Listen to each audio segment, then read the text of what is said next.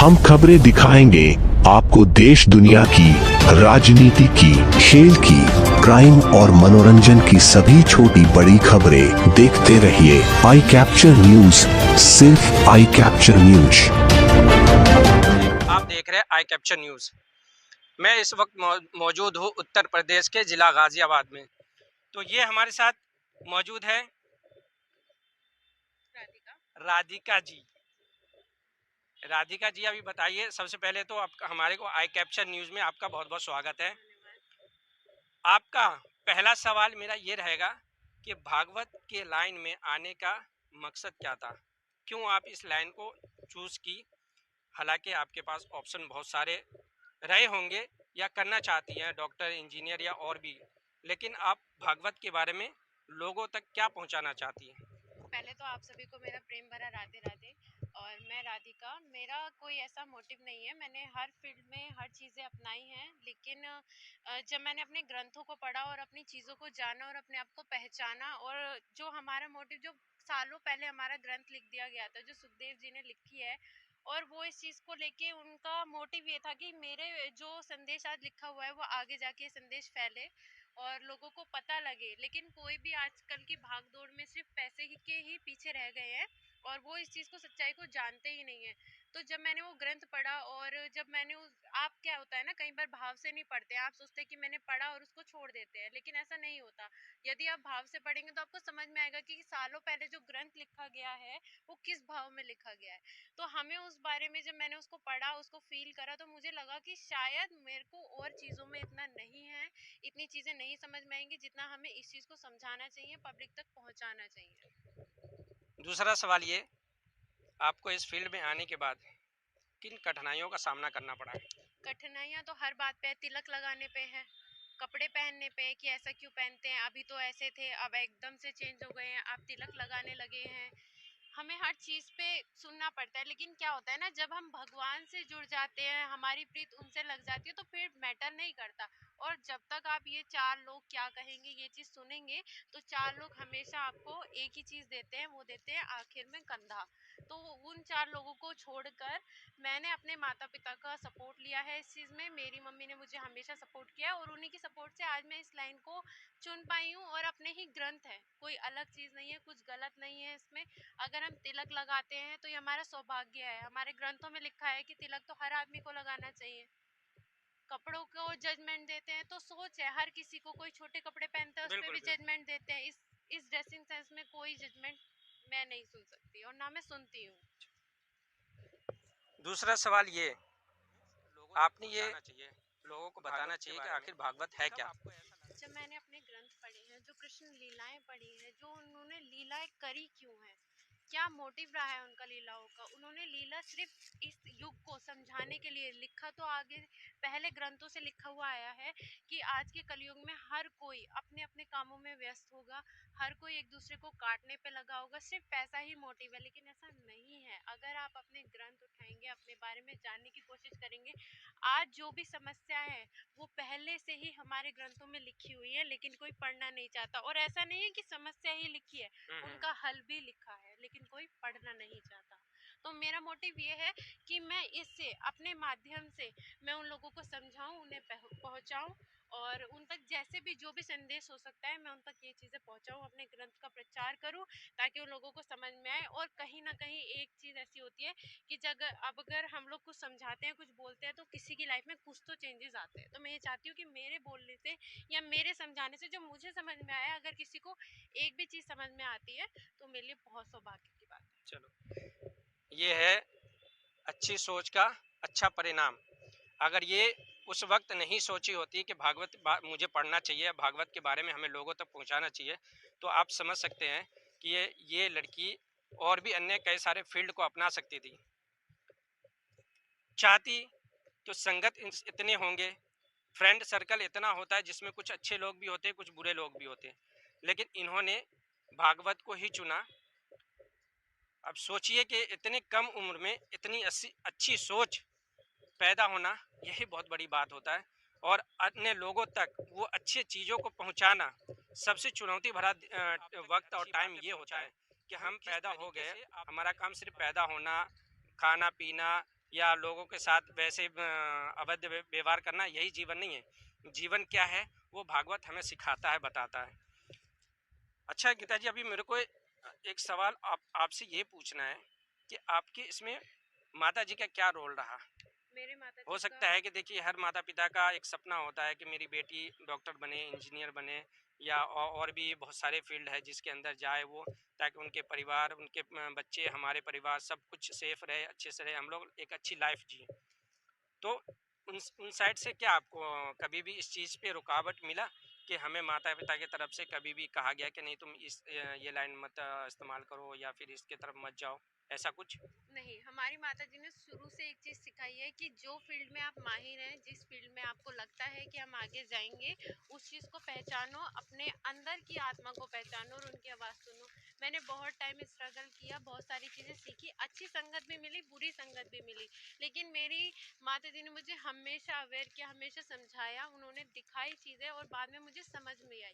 जब मैं धीरे धीरे, उन्होंने मेरे आगे चीज़ें रखनी शुरू करी कि एक बार इसे पढ़कर भी देखो, जब तुमने सारी चीज़ें देखी तो एक बार उसे भी देखो। बिल्कुल। तो जब देखा और मुझे उसमें अच्छी इंटरेस्टेड आने लगा, मुझे इंटरेस्टेड आने लगा, तो मम्मी ने भी ये चीज़ को एक्सेप्ट किया कि ठीक है, अगर तुम इस लाइन में जाना चाहते हो तो मेरा सपोर्ट है। सबसे बड़ी सपोर्ट जो है वो मेरी माता जी की है मेरे लिए। अच्छा, मैसेज देना चाहते हैं आप भगवत के जरिए? मैं भगवत के ज़रिए युवा को यही मैसेज देना चाहूँगी कि आजकल जो है हमारे जो युवा हैं वो हमारे बाहर के कल्चर को ज़्यादा अपना रहे हैं, लेकिन वो शायद इस चीज़ को अनदेखा कर रहे हैं कि बाहर जो है आजकल हमारे ही कल्चर को अपनाया जा रहा है। और सबसे प्रसिद्ध चीज़ ये है कि वो लोग हमारे ड्रेसिंग सेंस को और अपने ही तिलक को अपना रहे हैं, लेकिन यहाँ के जो युवा हैं वो इस चीज़ को नहीं दे रहे हैं। वो आजकल सोशल मीडिया के ज़रिए गलत रास्तों पे ज़्यादा जा रहे हैं। तो आप जो भागवत जो आप जहाँ तक समझे हैं, उसको पढ़ाई किए हैं, उससे आप क्या सीखे हैं? और दूसरी बात, आपको इसमें कहाँ तक या कब तक, या इसी फील्ड को आप कहाँ तक अपनाना चाहती हैं? मैं चाहती हूँ कि हर बंदे तक ये चीज़ पहुँचे, क्योंकि अभी सोशल मीडिया के ज़रिए जैसे आप मेरे से बातचीत कर पा रहे हो और बहुत से लोग सोशल मीडिया पे मुझे देख भी पाएंगे, लेकिन कुछ गाँव या जो इतना इस्तेमाल भी नहीं कर पाते हैं, तो वहाँ पर क्या है कि कथा के माध्यम से हम्म, या फिर जो भी जिस हिसाब का भी मुझे सौभाग्य प्राप्त होगा उस हिसाब से मैं इस चीज़ को आगे लेकर जाऊँगी। अच्छा। तो अच्छा, जैसे आप ये भागवत पढ़ तो लिए, जी। आप इसको जन जन तक पहुंचाने के लिए आपका प्लेटफॉर्म क्या रहेगा? जैसे सोशल मीडिया है, तो बहुत सारे ऐसे लोगों के पास आज भी सोशल मीडिया का कोई भी ऐसा साधन नहीं है जहाँ पे वो सुन सके, समझ सके। तो उस जगह पे आप कब तक कैसे पहुंचना चाहती हैं?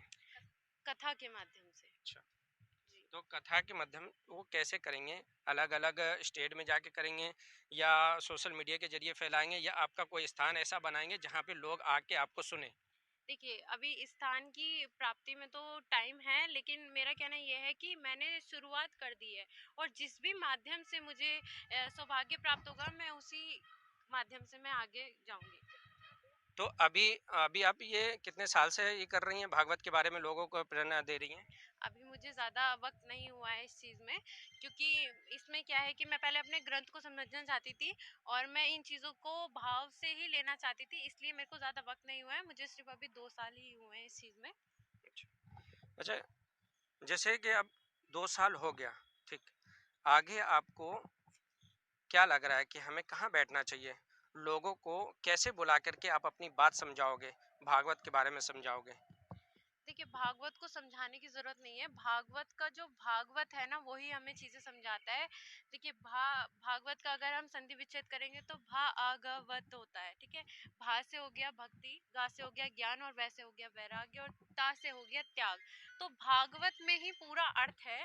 अगर आप इसको ही समझेंगे, अगर आप भागवत ही बोल रहे हैं तो आप पहले उसी का संधि विच्छेद करके उसी के बारे में जाने, तो आपको सारी चीजों के बारे में, आपको इसी चीज में ज्ञान हो जाता है। देखिए, आज के डेट में हमारे हिंदुस्तान के जितने भी लोग हैं, वो काफ़ी इंटेलिजेंट हैं, पढ़े लिखे हैं, लेकिन वो इस बात को इस बात को ये नहीं समझ पाते हैं कि हम पढ़ाई तो कर लिए, लेकिन उसका अर्थ क्या है? हम पैदा तो हो गए, हम यहाँ तक 30 32 40 50 साल 100 साल के हो गए, लेकिन उन्हें ये तक नहीं पता है कि भागवत आखिर हमें सिखाता क्या है। तो वो चीज़ लोग समझना चाहते हैं कि भागवत के बारे में ऐसा क्या श्लोक हैं जो पढ़ के आदमी कोई ऐसा कदम ना उठा ले जिससे उनके लिए, उनके परिवार के लिए हानिकारक हो। देखिए, पहली बात तो सारे ही श्लोक इसमें इस माध्यम से लिखे गए हैं कि वो कोई ना कोई शिक्षा देते हैं। तापत्र विनाशाय श्री कृष्णाय वयम नमः। इसी इसका अर्थ बता दें अगर। जी, सच्चिदानंद रूपाय सत्य चित आनंद, ये तीनों ही हमारे अंदर हैं। सच यानी कि हमारा अंदर रहता है, जो हम लोग नहीं देख पाते, अपने आप के अंदर को नहीं समझ पाते। चित यानी कि हमारी शरीर के अंदर जो आत्मा निवास करती है, चित। और हमारा राधिका जी, अब मैं एक सवाल करने वाला हूँ जो ये आपके पर्सनल लाइफ के बारे में होगा। आपके चाहने वाले हमेशा से ये चाहेंगे कि आखिर राधिका जी का पर्सनल लाइफ कैसा है। क्या ये भागवत के बारे में ही ऐसे ही प्रचार करती रहेंगी, उनके बारे में बताती रहेगी, या फिर आगे का आपका फ्यूचर प्लानिंग क्या रहेगा? अगर मैं फ्यूचर प्लानिंग के बारे में बात कहूँ तो आपकी आखिर शादी कब करने वाली हैं? होने वाला भी नहीं है या नहीं है, या तो फिर आप इसी लाइन में, इसी माध्यम से आगे बढ़ना चाहती हैं?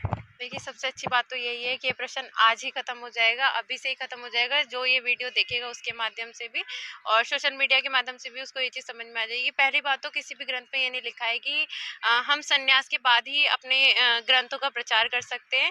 अगर हम संन्यास नहीं लेते हैं तब भी हम प्रचार कर सकते हैं। ज़रूरी नहीं है कि हम अपना गृहस्थ जीवन त्याग कर ही प्रचार करें। तो मेरा आगे का मोटिव ये रहेगा कि मैं हमेशा, जब तक मैं जीवित हूँ, मैं अपने ग्रंथ का प्रचार करूँगी। लेकिन ऐसा कुछ नहीं है कि मैं शादी नहीं करूँगी। अच्छा, तो जितने भी आने वाले समय में इनके भक्त होने वाले हैं या इनके कथा के बारे में सुनने समझना चाहते हैं, उन सबको मैं बता दूं कि राधिका जी ने क्लियर कर दिया है कि ज़रूरी नहीं है कि अगर हम भागवत के बारे में बता रहे हैं तो हम अपनी पर्सनल लाइफ को छोड़ देंगे पीछे। नहीं, वो चीज़ें सारे नॉर्मल होते रहेगा। जो ईश्वर भगवान ने जो वरदान दिया है वो तो नॉर्मल तरीके से होता ही रहेगा। तो इसका मतलब है कि आने वाले समय में राधिका जी भी प्लानिंग कर सकती है, किसी और की राधिका बनने वाली है। जाते जाते राधिका जी से एक सवाल मेरा रहेगा और उसके बाद मैं ये प्रोग्राम को यहीं पे ख़त्म कर दूंगा। तो राधिका जी, आप अपने चाहने वालों के लिए एक लास्ट में कोई ऐसा मंत्र जो बता दिए ताकि उन्हें जिनसे अच्छा उनके लगे। जीवन में बदलाव आए। तो मैं मुख्य श्लोक बताना चाहूंगी। सच्चिदानंद रूपाय विश्वोत्पत्त्यादिहेतवे तापत्रय विनाशाय श्री कृष्णाय वयम नमः। इस जो श्लोक है इसका अगर आप डेली मंथन करना आज से शुरू कर दे, और जब आप मेरी वीडियो देख ही रहे हैं तो आपको इस चीज़ से समझ में भी आएगा और मुझे बहुत अच्छा लगेगा अगर आपको आज से ही आप बदलना शुरू कर दें। तो इस जो श्लोक है, इस ग्रंथ नहीं है तो आप उस ग्रंथ को लेकर आइए, क्योंकि जब तक आप वो ग्रंथ नहीं लाएंगे तब तक आप पढ़ नहीं पाएंगे, सुनेंगे कब तक। तो आप उस ग्रंथ को लेकर आइए और उसी में ही उत्तर लिखा है। और बाकी अगर आपको जो भी आंसर या इस श्लोक का भी उत्तर जानना है तो आप मेरी आईडी पे चेक कर सकते हैं। तो ये रही हमारी राधिका जी, जिन्होंने बहुत ही अच्छे तरीके से आप सबको बताया, समझाया और आपके अपने जो भी आईडी है फेसबुक या इंस्टाग्राम वो भी आप तक पहुंचा दिया है। इनके माध्यम से इन्हें सुन सकते हैं, समझ सकते हैं और इनके बारे में जान सकते हैं। बाकी आपके जीवन में क्या बदलाव हो उस तरफ भी ध्यान देना बहुत ज़रूरी है। तो मैं राधिका जी को बहुत बहुत धन्यवाद कहूँगा कि आप हमारे आई कैप्शन न्यूज़ में कीमती वक्त दिए, उसके लिए आपका बहुत बहुत शुक्रिया। तो ये रहा राधिका जी। मैं इन्हें हमेशा मोटिवेट यही करूँगा कि इसी तरीके से आप आगे बढ़ते रहिए और अपने लोगों के कार्य में बदलाव लाइए। उन्हें हर वो चीज़ को बताइए जिनके बारे में लोग समझना चाहते हैं, बुराई छोड़ के अच्छाई की तरफ बढ़ना चाहते हैं। मैं मोहम्मद नसीम शेख, आप देख रहे हैं आई कैप्चर न्यूज़। जय हिंद,